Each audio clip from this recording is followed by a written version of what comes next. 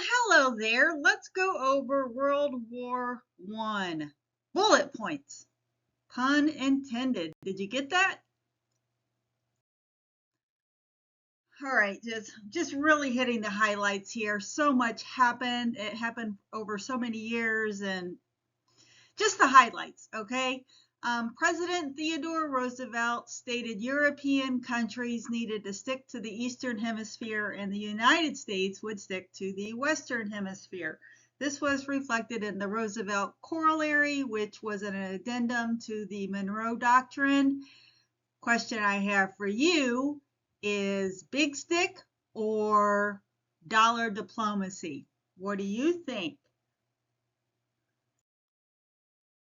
All right, so in the spirit of historical context, the Roosevelt Corollary was issued between the Spanish-American War and World War I, 1904 to be exact. Basically, the European countries would police the Eastern Hemisphere and the United States would police the Western Hemisphere.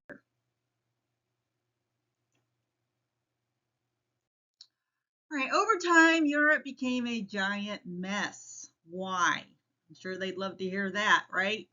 Let's stick with what we already learned. Industrialization and imperialism. Who controlled what resulted in fierce competition. Who controlled what could include regions as well as mass production, the items that were a result of mass production. There we go. Other reasons included militarism, arms race, nationalism, and messy alliances. And I can guarantee you that all of those are directly related to industrialization and or imperialism. All right, just to sum it all up, why was Europe a giant mess? Stick with the word mania. And what do I have for you? Another acrostic poem. I did not create this one though. I stole it from the internet. Causes of World War I can be understood using the term mania as an acrostic poem. The M in mania stands for militarism, policy of building up strong military forces to prepare for war. Again, I asked big stick or dollar diplomacy. Alliances, agreement, the A in mania, alliances, agreements between nations to aid and protect one another. The N in mania, nationalism, pride in or devotion to one's country, and you can see how that would tie in beautifully with imperialism. The I in mania, imperialism, when one country takes over another country economically and politically by force. The last A in mania, assassination, the murder of Austrian Archduke Franz Ferdinand. Mania. All right, so the arena of conflict was between Great Britain, France, and Russia against Germany, Austria-Hungary, and the Ottomans. The United States aligned with the former. So the United States had formed an alliance with Great Britain, France, and Russia, and these united forces were against Germany, Austria-Hungary, and the Ottomans. The United States wanted to remain neutral when war broke out in Europe, yet financially backed both sides while also maintaining trade with both sides. Bruh. What do you think about that? The United States wanted to remain neutral, but were funding and supplying both sides of the conflict that had broken out in Europe. What do you think about that?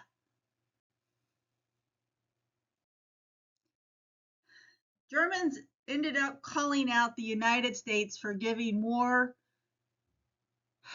perks to their allies. Germany started blasting American ships, torpedoing American ships, because the Germans accused the United States of financially backing and giving supplies to their allies, again, Great Britain, France, and Russia. So during the torpedoing of the American ships, in 1915, the Lusitania was destroyed, killing 123 Americans. The Germans became labeled as ruthless. All of this just seems so familiar to me.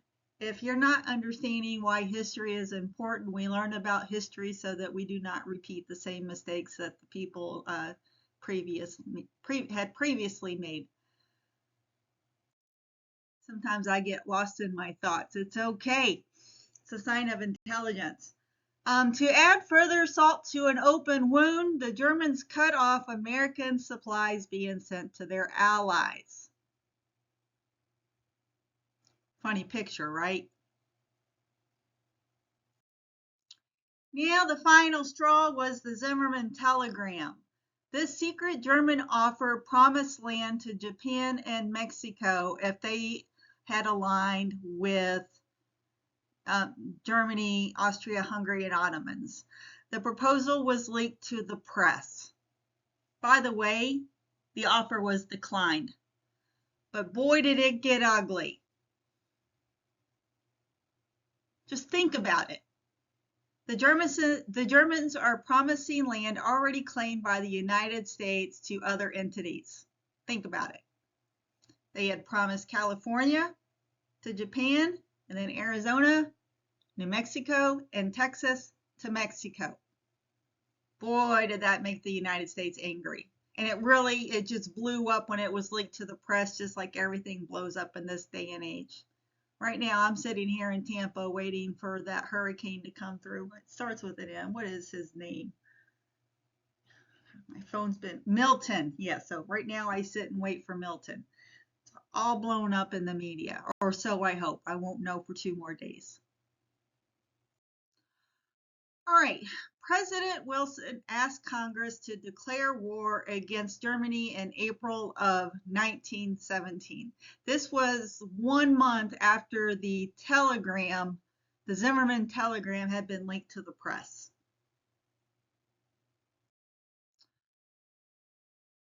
So war was declared, but there were no war goods because they had been sent to the Allies, and the United States did not have a standing army, so there were no soldiers. Quite the pickle, right?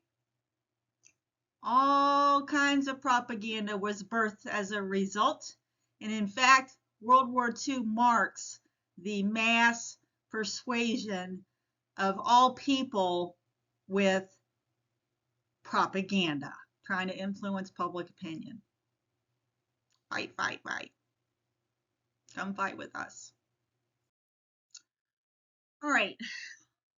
Because there was not a standing army and they needed soldiers, the Selective Service Act was created to draft eligible men.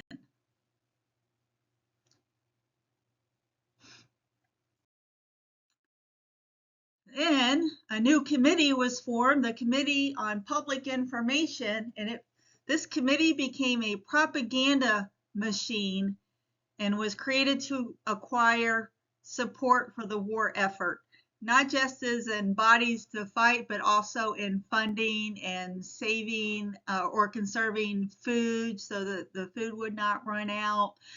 All you have to do is go on Google or whatever search engine you like and type in WW1 propaganda, and you're going to see some pretty bizarre stuff. There was one where these soldiers were eating babies. I was like, that's kind of odd. But yes, World War II signified the proliferation of political propaganda. The United States sent a 1,000,000-man army to France. Fight, fight, fight. And then Germany surrendered. Yay. World War I ended based on a loose treaty, setting the tone for the rise of Nazi Germany and World War II. Both of my grandfathers served in both wars. They were very close together, if you're not sure about the timeline. And that is all, folks. Bullet points for World War One. I covered World War One in 10 minutes, and literally it would take you like hours and hours and hours to pour through so much information because so much was going on. I just gave you the basic highlights. I hope you enjoyed. Hit me up if you have any questions or thoughts. If you want to engage in a phone call or video conference, I am here for you. Peace out. Toodles.